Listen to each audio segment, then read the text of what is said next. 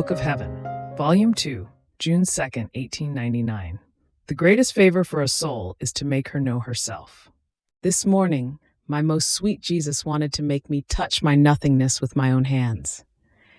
In the act in which he made himself seen, the first words he directed to me were, "Who am I and who are you?"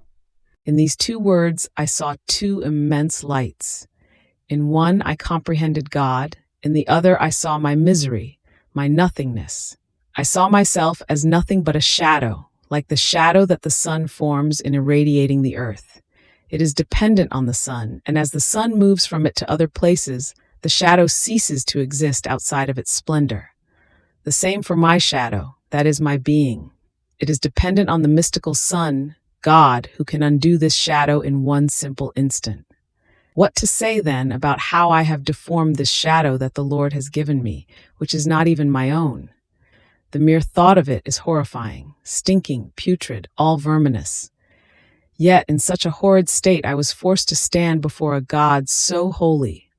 Oh, how content I would be if I could hide myself in the darkest abysses. After this, Jesus told me, "The greatest favor I can do to a soul is to make her know herself." The knowledge of self and the knowledge of God go together. The more you know yourself, the more you know God. The soul who has known herself, seeing that she can do nothing good by herself, transforms this shadow of her being in God, and it happens that in God she does all her operations.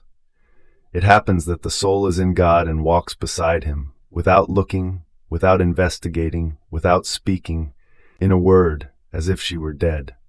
In fact, knowing the depth of her nothingness, she does not dare to do anything by herself, but she blindly follows the trajectory of the operations of the Word. It seems to me that to a soul who knows herself, it happens as to those people who travel in a steamer.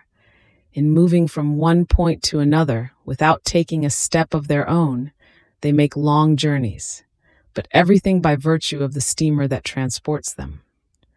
In the same way, the soul, by placing herself in God, just like the people in the steamer, makes sublime flights on the way of perfection, fully knowing, however, that it is not because of her, but by virtue of that blessed God who carries her within himself. Oh, how the Lord favors, enriches, concedes the greatest graces, knowing that she attributes everything not to herself but to him. O soul who know yourself, how fortunate you are!